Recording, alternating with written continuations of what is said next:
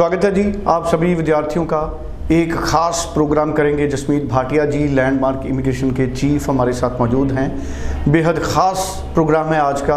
आज अक्टूबर का आखिरी दिन है और अब पिछले पूरे महीने का ट्रेंड जनवरी इनटेक के रिज़ल्ट्स का क्या रहा, आज दिन है जब जसमीत जी से जानेंगे। अप्रॉक्सीमेट रिज़ल्ट्स हम पता करेंगे जसमीत जी से कि जनवरी इनटेक के रिज़ल्ट्स किस तरह से आ रहे हैं और क्या नवंबर और दिसंबर में कोई गुंजाइश है जनवरी इनटेक के लिए अप्लाई करने की नवंबर में, या अब सीधा मई इनटेक के लिए ही एप्लीकेशंस जाएंगी। जसमीत जी हमारे साथ हैं। जसमीत जी आपका स्वागत है जी। Hello everyone, thank you so much. Jasmeet ji पिछला महीना लैंडमार्क इमिग्रेशन के रिज़ल्ट्स के हिसाब से कैसे रहा? स्टूडेंट्स के रिज़ल्ट्स कैसे रहे, टूरिस्ट के और स्पाउस वीज़ा के रिज़ल्ट्स कैसे रहे? जनवरी के रिज़ल्ट्स के ट्रेंड को आप कैसे देखते हो? क्योंकि नवंबर और दिसंबर में इसी हिसाब से मुझे लगता है कि रिज़ल्ट्स अपनी गति पकड़ेंगे। सो देखो रिजल्ट्स पॉजिटिव हैं और अगर मैं कहूँ कि किसी को रिफ्यूज़ल भी आई है तो जब वो रीफाइलिंग करता है नॉर्मली जो हमने देखा है तो उसको भी वीज़ा पॉजिटिव आ जाता है। तो ऑलमोस्ट आई थिंक सो कि जो कनाडा का रिजल्ट्स हैं वो स्ट्रॉन्ग हैं एंड पॉजिटिव हैं अनटिल अनलेस जो उनका 2.5 लाख का कोटा होता है वो नवंबर में ख़त्म हो जाए या 15 दिसंबर को ख़त्म हो जाए, उस टाइम पे लगता है कि बहुत रिफ्यूज़ल आ गई। बट जो साल के 2.5 लाख वीज़ा कनाडा ने देने हैं उसके लिए रिज़ल्ट्स काफ़ी पॉजिटिव हैं। और अगर जनवरी की बात करें तो इस टाइम पे जनवरी के रिज़ल्ट्स बहुत तेज़ी से आ रहे हैं। और जसमीत जी क्योंकि लैंडमार्क इमिग्रेशन के जो रिज़ल्ट्स हैं उसको मैं आधार मानता हूँ कि पंजाब में उसी ट्रेंड से रिज़ल्ट्स जो आते हैं, तो जो जनवरी के रिज़ल्ट्स आ रहे हैं क्या इस बार उस तरह तो नहीं है कि एसडीएस के बहुत ज़्यादा हैं और नॉन एसडीएस के बहुत ज़्यादा रिफ्यूज़ल हैं, या हम मान के चलें कि एसडीएस केस ही कम हो गए हैं इस बार? सो पहली बात तो मैं कहूँ कि रिज़ल्ट्स की एसडीएस या नॉन एसडीएस की बात करते हैं तो एसडीएस केसेस में 70 to 80% रिज़ल्ट पॉजिटिव ही रहता है।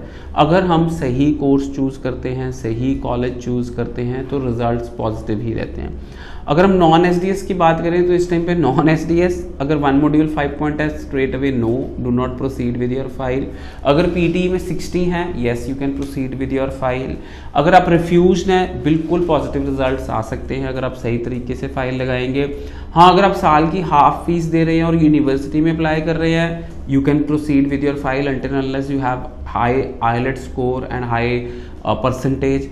सो काफ़ी सारी ऑप्शंस हो जाती हैं एसडीएस और नॉन एसडीएस में। सो एसडीएस फाइल वो होती है जिसके first condition is 6 each, second condition जिसने पूरे साल की फीस पे की है, थर्ड कंडीशन जिसने जीआईसी पे किया है। सो नॉन एसडीएस वो फाइल हो सकती है चाहे उसके 7 बैंड हों और 6.5 इन ईच हों, पर अगर वो पूरे साल की फीस नहीं पे करते हैं तो वो नॉन एसडीएस फाइल काउंट होती है। जीआईसी नहीं पे करते हैं तो वो नॉन एसडीएस काउंट होती है।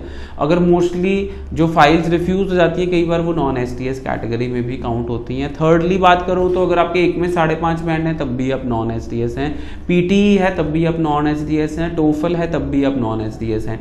सो बट अगर आप नॉन एसडीएस भी हैं, अगर पीटीई के साथ हैं या टोफल के साथ हैं, then also I advise all the students to go for full 1 year fees. Secondly pay your GIC because that will show that you have enough financial backing कि आपने पूरे साल की फीस दी है और GIC दी है ताकि आपका रिजल्ट पॉजिटिव आ पाए।